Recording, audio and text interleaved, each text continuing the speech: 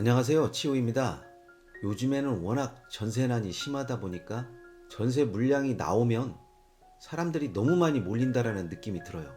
또 너무나 순식간에 없어지기도 하고요. 이런 현상이 서울이나 수도권에만 있는 것은 아니고 대부분 지역에서 전세 물량이 많이 줄었죠.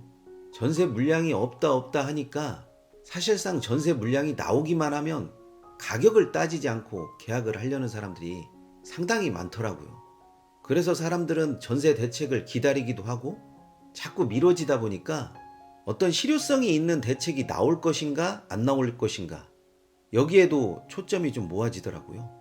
일단 전세난이 예측할 수 없었던 상황 때문에 전세난이 난 것인지 아니면 예측을 했긴 했는데 간과한 것인지 이런 이야기를 많이 하시더라고요.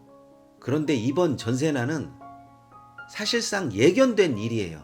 임대차 3법으로 인해서 전세 시장이 위축될 거라는 것은 누구나 다 아는 사실이었고, 수요도 어느 정도는 기존 집에서 살기 때문에 머무를 수도 있고 또 나갈 수도 있겠지만, 기존에 새로 결혼이나 교육으로 인한 전세 시장의 실수요자를 제대로 파악하지 못했더라는 것도 문제점이라면 문제점이죠.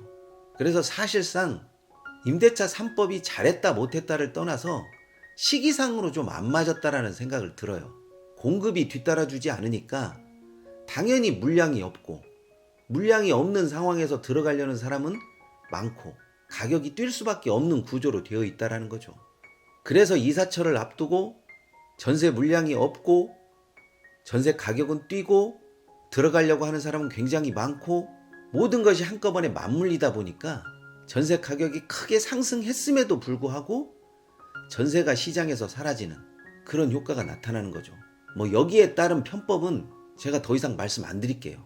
워낙 많은 편법도 있고, 또 세입자를 내보내기 위해서 위로금이라는 명목으로 돈을 줘야 되는 때도 있고, 반대로 세입자가 눌러 앉기 위해서 어쩔 수 없이 금액을 크게 올려줘야 되는 그런 때도 있었기 때문에 전세에 대한 시장의 자율성, 또 공급 부족에 따른 부작용, 이런 것들이 한꺼번에 맞물리다 보니까 전세난이 안 올래야 안 올 수가 없었던 거죠. 자, 상황이 이렇게 되다 보니까 과연 실효성이 있는 대책이 나올 것인가 안 나올 것인가, 여기에 초점이 맞춰져요. 정부 입장에서도 빠른 대책이 있으면 내놨겠죠. 그런데 대책을 내놓는다고 하더라도 실효성이 있냐 없냐를 또 따져야 되거든요. 뒤바꿔서 얘기하면 원하는 사람들이 많기 때문에 공급량을 확 늘려주지 않으면 전세 가격이라든지 전세 물량이 갑작스럽게 늘어나거나 줄어들지는 못하겠죠. 그러다 보니까 답답합니다. 실효성이 있는 대책이라고 나오는 것들이 표준 임대료를 도입하자, 공공 임대를 늘리자, 이런 것도 있는데, 이런 것들이 당장에 어떤 실효성이 있다라고 보기에는 힘들어요. 더군다나 내년에는 공급 물량 자체까지 줄어들기 때문에 전세난이 더 가중됐으면 가중됐지 줄어들지는 않죠. 사실상 부동산 시장에서 가을 전세 시장과 봄 전세 시장이 제일 큰데, 이 시장을 버텨라 하는 것은 조금 무책임을 넘어서 약간의 분노까지 유발되게 하더라고요. 그래서 내놓을 수 있는 대책도 없고, 설령 내놓는다고 하더라도 시간이 오래 걸리기 때문에 어떤 실효성이 있는 대책이라고 보기에는 힘들죠. 여기에 발상이 전환이 돼서 이제까지 계속 시장에게 압박을 가했던 규제보다는 완화 쪽으로 돌아선다라는 것이 되게 힘들어요.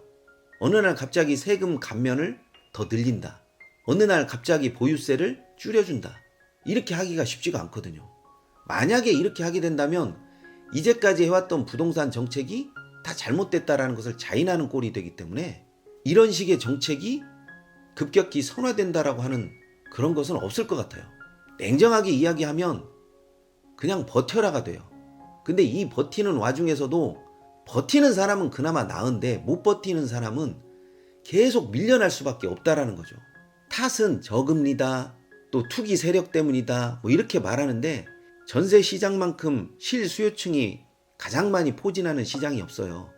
대규모 공급을 할 테니까 좀 기다려라, 기다리려고 하다 보니까 전세 시장은 더 커지고, 전세 시장이 커진 만큼 월세로 또 밀려나가고, 월세로 또 못한 사람들은 자기가 사는 거주에서 외곽으로 밀려나가고, 이런 악순환이 반복될 뿐이죠. 결론적으로 지금까지 시장을 통제할 수 있고 쥐락펴락할 수 있다라고 하는 그 생각이 바뀌지 않으면 규제 일본도에서 완화 쪽으로 갈 수가 없다라는 생각이 들어요. 전세 시장뿐만 아니라 매매 시장도 전세 시장으로 인해서 자극을 받을 것이고요. 또 전세 시장으로 인해서 월세도 반전세도 다 자극을 받을 수밖에 없어요. 여기서 버티는 사람은 좋은데 못 버티는 사람은 어쩔 수 없이 튕겨쳐 나가는 것이고요. 그래서 사실상 전세 대책이 있다고 하더라도 이것 띄고 저것 띄고 하다 보니까 결국은 없는 거하고 똑같은 그런 이야기가 됩니다. 좀 더 과감하게 시장을 인정하고 시장이 원하는 방향으로 흘러가지 않는 한 전세 대책은 아마 쉽게 나오지 않을 것 같은 생각이 듭니다. 그래서 전세 대책을 기다리시는 분들은 전세보다는 차라리 매매나 아니면 월세 쪽을 더 염두에 두셔야 할 그런 시점인 것 같아요. 좋아요와 구독하기는 꼭 좀 눌러주시고요. 궁금한 점이 있으시면 언제든지 댓글 달아주십시오. 성심껏 답변해 놓도록 하겠습니다. 오늘은 여기까지 하겠습니다.